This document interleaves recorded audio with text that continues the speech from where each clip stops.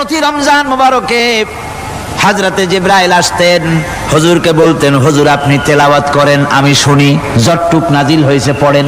হুজুর পড়তেন, জিবরাইল শুনতেন, আবার জিবরাইল পড়তেন, হুজুর শুনতেন। এমনি করে করে যে বছর হুজুর ইন্তেকাল করবেন, হুজুরের জীবনের শেষ রমজান মুবারকে কোরআন নাজিল পরিপূর্ণ হয়ে গেছে।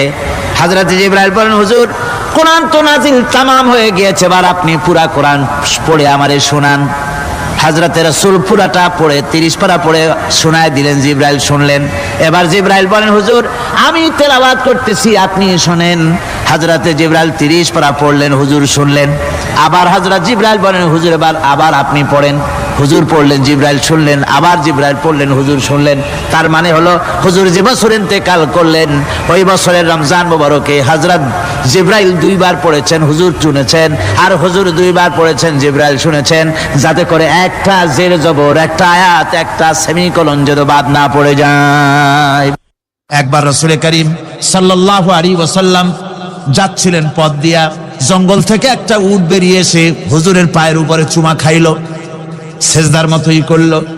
সাহাবায়ে কিরাম বলেন, ইয়া রাসূলুল্লাহ, জঙ্গলি উটের কি খুশকিসমত, হুজুরের পায়ের উপরে চুমা খাইলো, মাথা লাগালো। হুজুর যদি অনুমতি দিতেন, আপনার এই সেজদা দিয়ে আমরা ধন্য হতাম।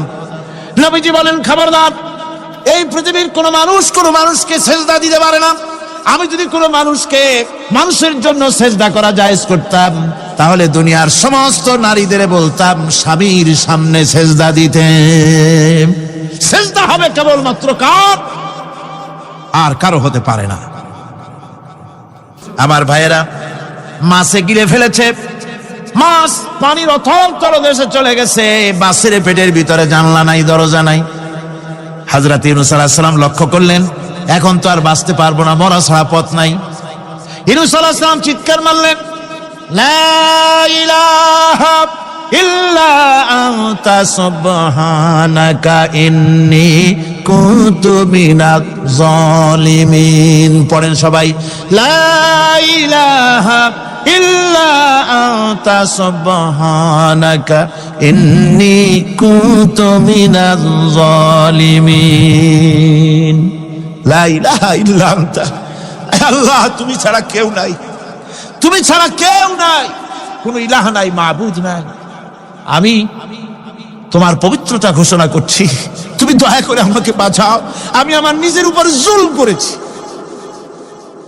আমার বন্ধুগণ, এত বড় মারাত্মক বিপদের ভিতরে ইউনূস আলাইহিস সালাম যখন চিৎকার মারলেন, পানির ভিতরে বসে মাছের পেটে